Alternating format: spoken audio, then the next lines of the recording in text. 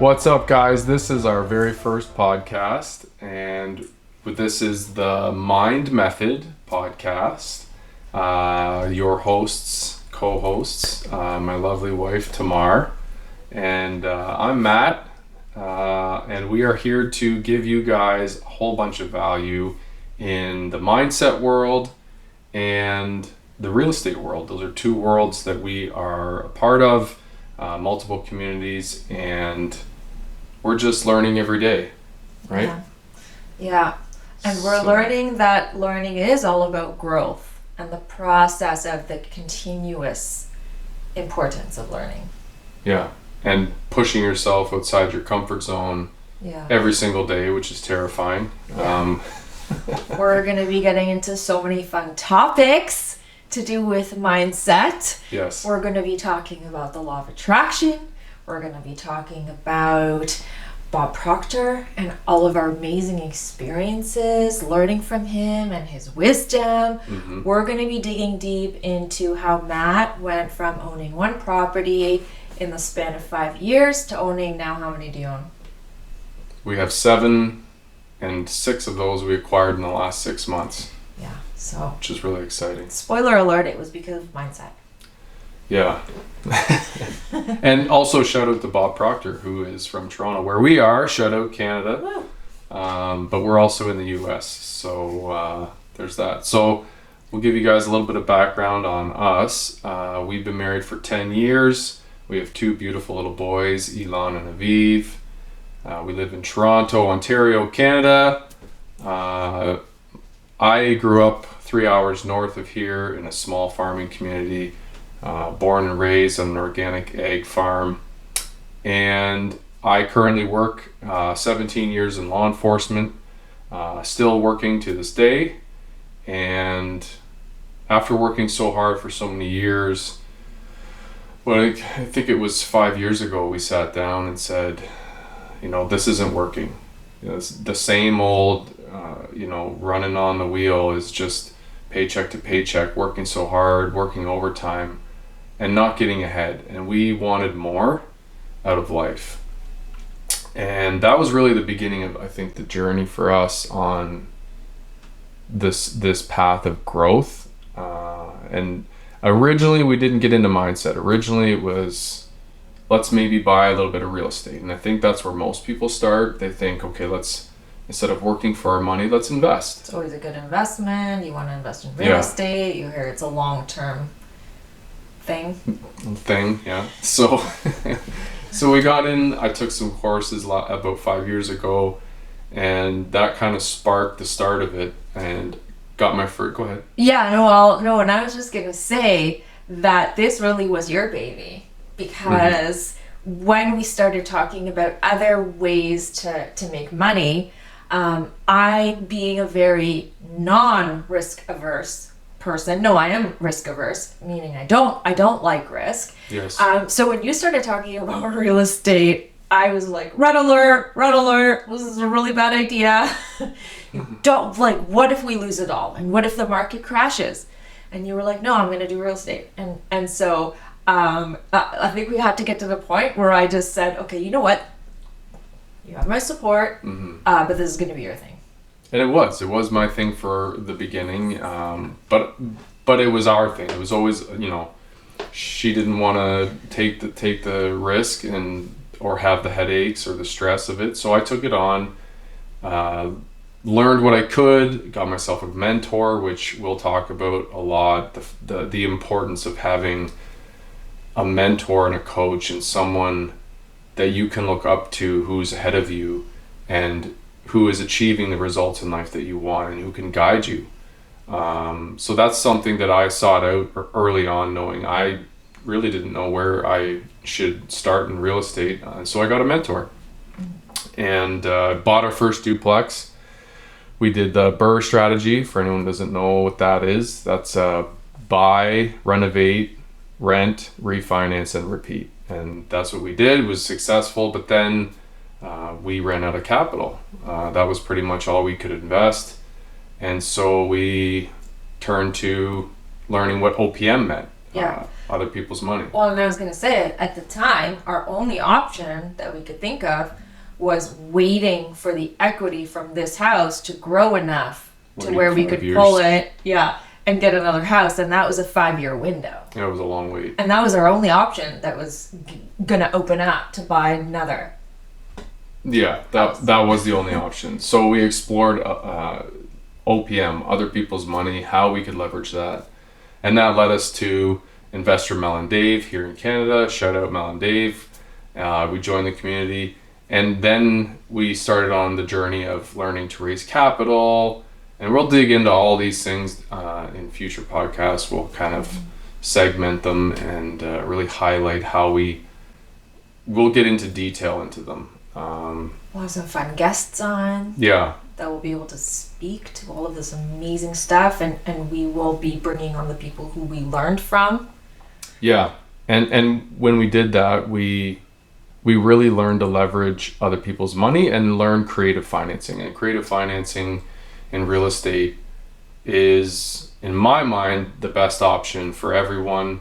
And it's a win-win for sellers and buyers. And that's what enabled us to be where we are today. We're almost at 30 units, 7 properties, Ontario, New Brunswick, and now Florida. And we're growing every day. So that's the real estate side. That's a little bit of background on me. Yeah. So. Well, you didn't get really that much into your background. So, tell us more about life on a farm. The fact that you're one of 6. It's exciting. I come from a big family. Yeah. I have 5 siblings, 6 kids. We grew up in Bruce County. It's a very small rural community, farming community. On 1,000 acres. Closest neighbor was a mile away. Amazing childhood. And really grew up with great family values and morals. Yeah. Which I carried into our family. Yeah, and I think it's really cool that your mom basically grew all of the food that you would eat every day. Insanely blessed. My mom is a saint. She, managed 6 kids on her own, all the laundry, all the home cooked meals. Insane. Yeah. We think 2 is a lot. 2 is a lot.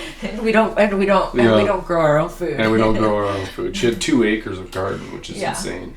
And we ended up getting married on the farm. We got married at the farm, which was really, really nice.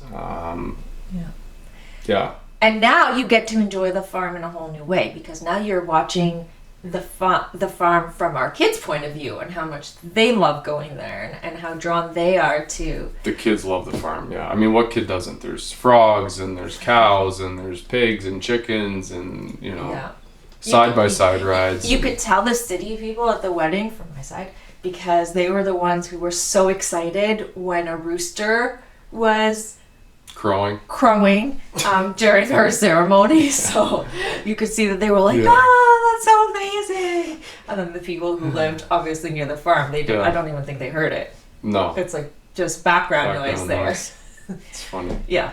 So grew up on the farm, and now I'm in the city. And for anyone who lives in the country, I'm now a city person.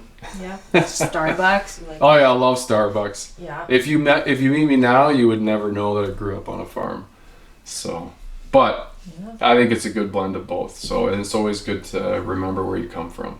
Yeah, and I mean, you really got an amazing work ethic from the farm, because you were up before school collecting eggs. You would come home from school and do chores. Right? I think that's a lost art, right? Because I don't think a lot of people who are not in farming are used to that type of schedule as a child. So, you were working very long hours from a very young age, and I think you carried that into adulthood, because now you're very much you like to be on the go, and it's sometimes I'm like, okay, let's just relax, but you want to be doing something. It's true. You'll be the guy in retirement who's got all these projects on the go. Probably. I'm going to be the person in retirement who's going to be reading a book and I'm good at the art of relaxation. You are. Let's just say that. So let's hear your background. Okay, so my background, it's funny because as a kid I moved around a lot, as you know. So from a very young age, the first time I moved to a different country, I was 1. The next time I was 7. The next time I was 8. The next time I was 10.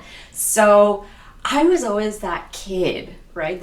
I was always the new kid. Mm-hmm. So I was always a kid who was either coming and trying to fit into a new group of friends, or I just made a friend or a couple of friends and I'm so excited and this is going to be my lifelong buddy, and then we move, right? And then I have to do it all over again.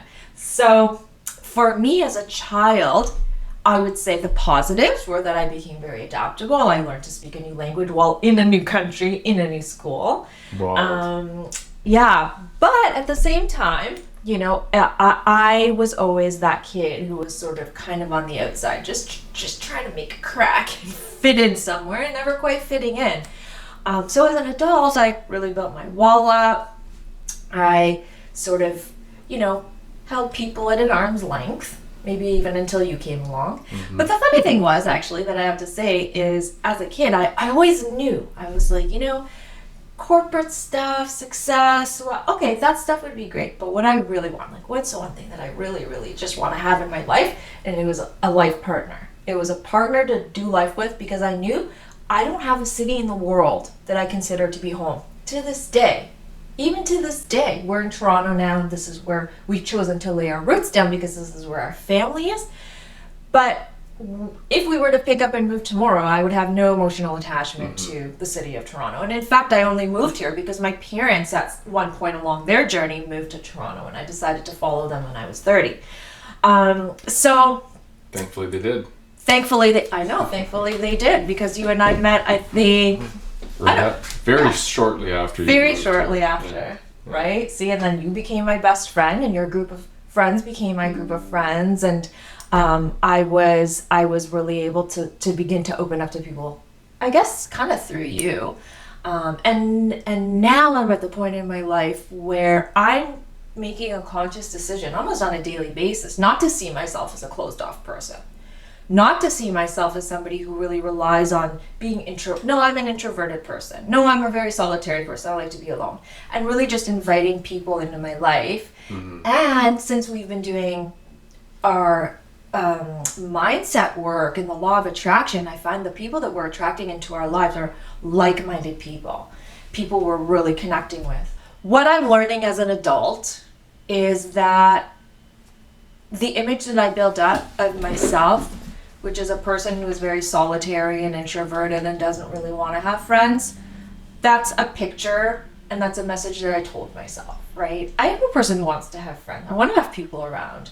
And now that we're in the mindset world and we really are putting ourselves out there and putting our energy out there, what we are attracting to us is a really tight community. Mm-hmm. We seem to be making connections now with people who we never would have met, and we're really amazing. And we've got that effortless flow now with people who we're meeting. I agree. And just on that point, it's funny that we took this mindset course, and we'll dive into that. We never knew what law of attraction was. But once you learn it, it's actually something that happens whether you believe in it or not. 100%. So when we're over here now attracting the life that we want, the friends that we want, the people in our lives that we want, because of the energy we're putting out. Well, and you know what's funny? I'll say that about the law of attraction is when I was a kid and the movie came out, The Secret, I watched it with my parents. No way. And within 10 minutes, maybe 20, they were like, this is just baloney. And so I was like, this is just baloney, right? And I wrote it off, right? Because baloney. Because the concept that you think of what you want and it comes to you, the minute they dismissed it, I dismissed it, right? And that they really fed into a lot of my perceptions of how I see the world around me. And I've had to undo, and we're going to be talking so much about limiting beliefs and paradigms. And how our parents really program us. Yeah, because I dismissed that movie so fast because they instantly were it didn't fit within their logic, and they dismissed it, and I did too. Mm-hmm. And I would have told you that it's, it's just, woo-woo. I think people like and to we say. both, guys, we both still fight our paradigms that Daily. was put in our brains from our parents. Every day. And we catch it now. every day. We're like, wait, Yeah. that's like totally your mom, or that's my dad, and that's not gonna bring us what we want. We've had decades of being programmed and conditioned to think a certain way, to see the world a certain way. And the way that we see the world is the way our parents see the world. And the way they see the world is the way their parents saw the world. So you've all of a sudden, as an adult, so much of how you see the world comes from generations of people's opinions that aren't even your own, that don't need to be your own. Right? So when you begin to question those beliefs as an adult, it can be a really uncomfortable experience, because you begin to realize that the way that you've been seeing things, you haven't even analyzed or thought about or considered. You've just gone with whatever opinions were given to you. Now, what about work? What were you doing for work up until now? Yes, so I worked in the hospital system for a very long time. As soon as I moved to Toronto, worked at the hospital for sick kids. Still has a really near and dear place in my heart. Maybe one day we'll tell the story of Our second child and how he came into the world, and how I went from being the person who worked at sick kids and volunteered in the NICU cuddling the babies.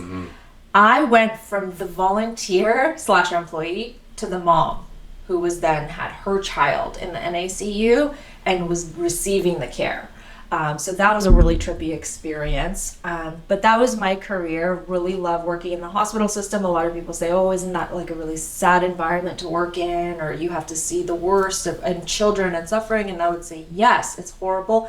But I always felt oddly at home in the hospital, because I knew that I was working for a place that was making such a huge difference and was helping little kids every single day, and watching the doctors and the amazing people, the researchers, the scientists who work there. It just gives you a sense of purpose. After I became a mom, we made the decision, even though financially maybe it wasn't the most logical decision financially, but we made the decision that we were going to sacrifice everything that we had to so that I could stay at home and raise our kids. Yes. And wouldn't trade that for the world. And that was a beautiful and difficult and stressful and complicated and lonely and beautiful experience. And then once our little and let's hope it pays off. Yeah, with them? I like that. With the little kids? Yeah, with the kids. I don't know. I wonder sometimes. Yeah. Hopefully it pays off. We'll see. Yeah. I don't know that I can tell you that I see it now. And that's a whole other... Before you go on, though, you subject. said something. You said when you were at the hospital and helping other people, you really felt a sense of purpose. Yeah. And that's something that I thought I had in my career, being in law enforcement, and felt like I was always contributing to society and always helping and always giving. But you were. Yeah, in a way I was. It wasn't until I found Thinking into Results, the TIR, by Bob Proctor. This program, this mindset course changed everything. Yeah. And really taught us, and especially me, that when you are searching for a purpose, that if you start just by giving and helping other people, you will certainly find your purpose, which is such a beautiful thing. Yeah. And we're going to talk about purpose. We're going to talk about goals. We're going to talk about thinking into results. We're going to talk about all the mindset lessons that we have learned along the way on this podcast, which is really exciting. Sorry, so go on.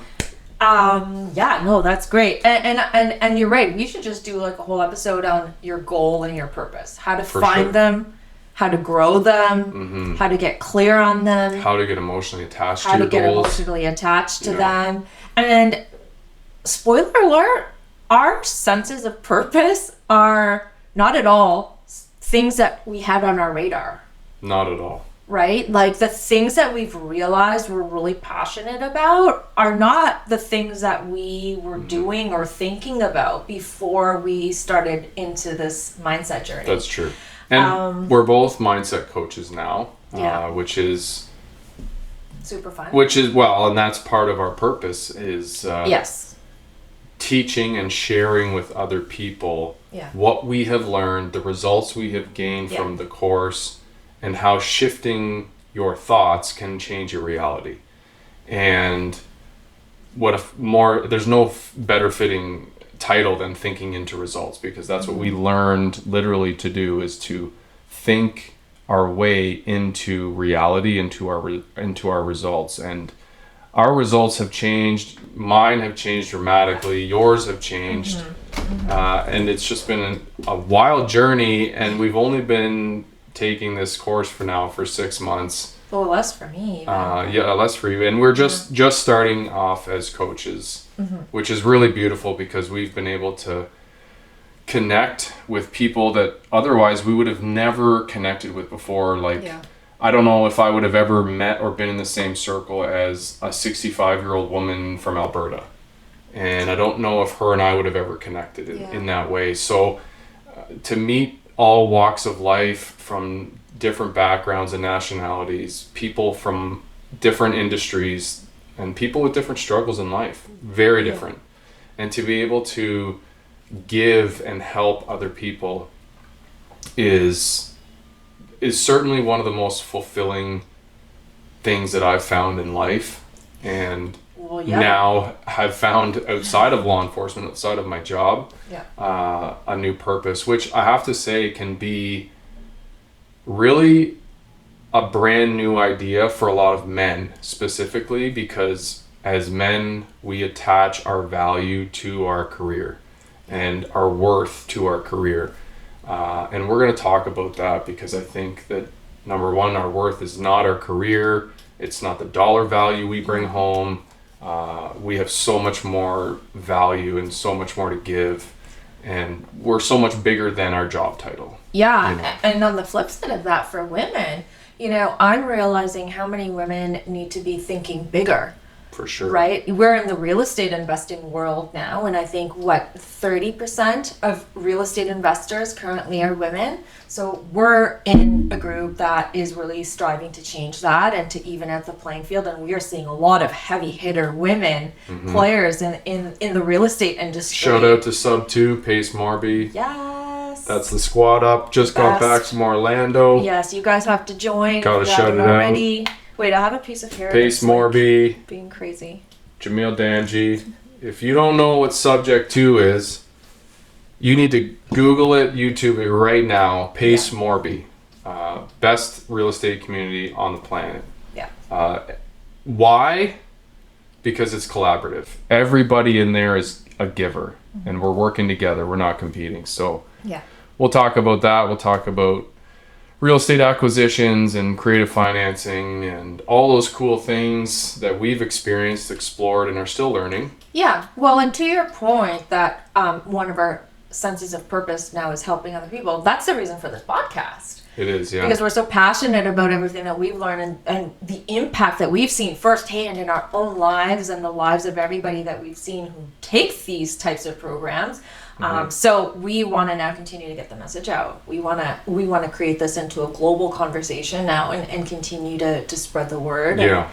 And, we'll get into my anxiety one day. So how you overcame it. How I overcame anxiety. We can talk about that. We can even do a whole show on it. So the thing that I'll say today about anxiety that I think is really important is I think that right now anxiety is an epidemic.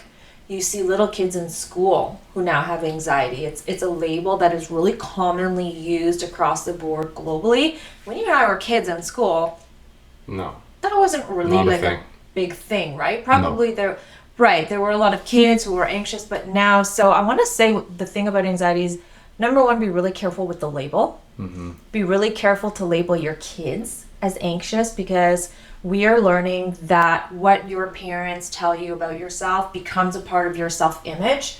So you have to be really careful and selective with the words that you say to your kids and to yourself, right? And you even don't want to label yourself as an anxious person. I did that for a while. And it's funny because I didn't in the beginning, because you even told me that I was anxious. And I was like, no, I'm not. I'm a worrier. and I'm uptight. That was just denial in the beginning. Yeah, but I was like, I wouldn't have in fact, I was maybe a little appalled when you suggested that I was anxious, because I thought I'm like my dad, I'm a worrier, I'm uptight. But then once the word clicked, it was like, it just defined me.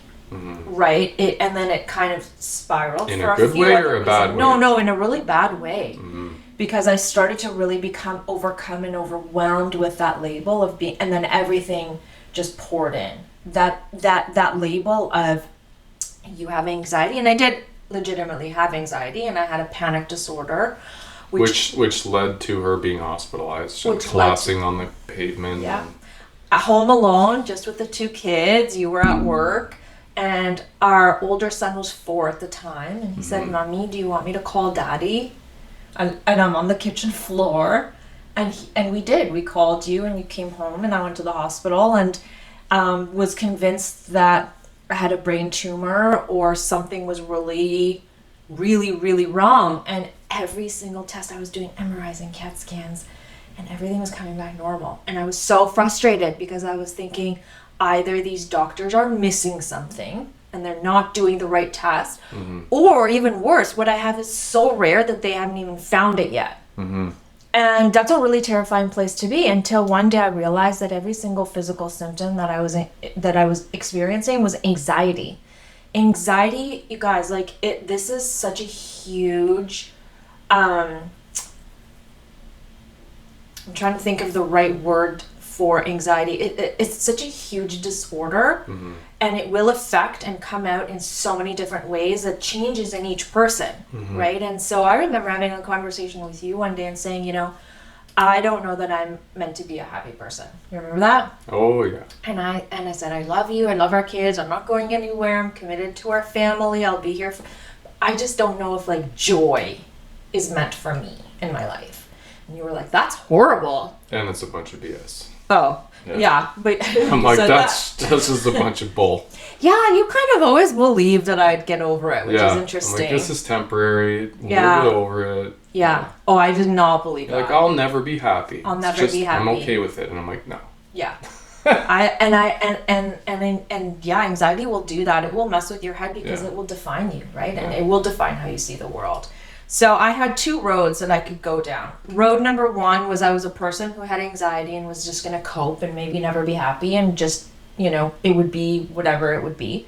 Road number 2 was I could start to understand everything to do with my brain, how my brain works, what is anxiety, how do you overcome it. And I decided to devote a year of my life to pour myself into learning about anxiety, my brain, my perspective. And the beautiful thing was, not only did I reverse the anxiety and panic disorder, and by the way, it took a lot less time than a year. I think 4 or 5 months I was starting to basically get back to normal. But the amazing thing was I was no longer a worrier. I was no longer high-strung or uptight or any of those things. I actually, through the mindset work, and the mindset work that I did prior to the mindset work that we did together, was so similar. So many similar of the concepts that we're going to be digging into, they're the ways that I coped with the anxiety, and I was actually able to completely become a different human. I think you can attest to this. You are a completely different human. And she's the OG, guys. Like, I'm not, like, I started this program through the real estate community. I started TIR, Thinking into Results. I started the mindset program, completely did a 180 as a human. Yeah. And came to her, and she's like, you're completely different. I don't know what you're doing, but, like, it's amazing. And I'm like, oh, I'm doing this. And she's like, I already know who Joe Dispenza is. And I'm like, what? So she's the OG for the woo-woo. She's been on the train a long time. I just jumped on. But now we're both coaching. We're both aligned. We're both aligned. Speaking of aligned, we're both aligned with Elite Aligned. That's our company, Elite Aligned Coaching. Shout out to Simon Davis. Yes. And we are moving forward. Yeah. And we are taking new clients, and that is super exciting. Yes. I'm speechless. I know, we're so passionate about it. We're like, we want everybody to know what we know. We're changing people's lives, and like our weekly calls, often we have like half the call in tears, just very recently, 2 weeks ago, we saved a woman from having to sell her one and only rental because she thought her back was up against a wall. She had no option but to sell, and it was just going to be a devastating failure. And we came together, we saved her duplex, we found a partner for her, a lender, who came together and structured her debt in a way that now she's kept the rental, she's paid her debt, and she's moving toward her next property, which is like, we've seen things like that are seen amazing. People quit their job that they thought that they would have to work for the next 20 years. Find new jobs. Find new dream jobs, create dream lives. You know, one of really my powerful. Well, she's not a client, she's my friend now, but she was able to leave a condo board that she was on and was really toxic for her, and she didn't even realize. And as soon as she chopped that string off, she was able to open up a whole other path. She's now getting ready to retire, which she didn't even think she would be able to do, but she was able to put a plan in place that shortened her retirement timeline by decades. Yeah. So amazing. Yeah, amazing stuff. Amazing stuff can happen. If you guys want one of us to coach you, reach out. Yeah. We do group coaching and one-on-one. We do, yeah. So if you need accountability in your life, we are it. Especially for anyone in the law enforcement community. I've worked in multiple agencies for 17 years, seen firsthand the effects of PTSD and how it can really affect not just your life, but your family's lives, your kids' lives, and the people in your life who you love. So if that resonates with you, if you're in that community and you're looking for a new lease on life, something different, you're just sick and tired of being sick and tired, then reach out. We need to chat because I can help get you started.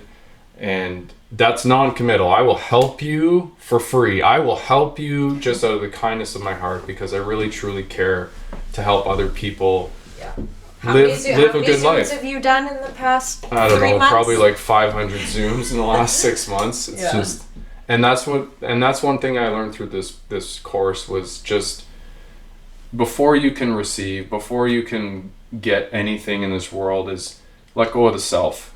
Yeah.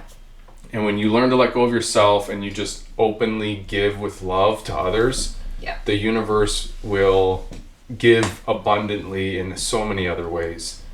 And that's a huge lesson. So this is our new podcast. So we're so happy you guys are here. We're so excited. This is episode number 1. This is our intro. Oof, we've got so much to talk about. Yeah. And we're going to do lots more. So stay tuned for more. And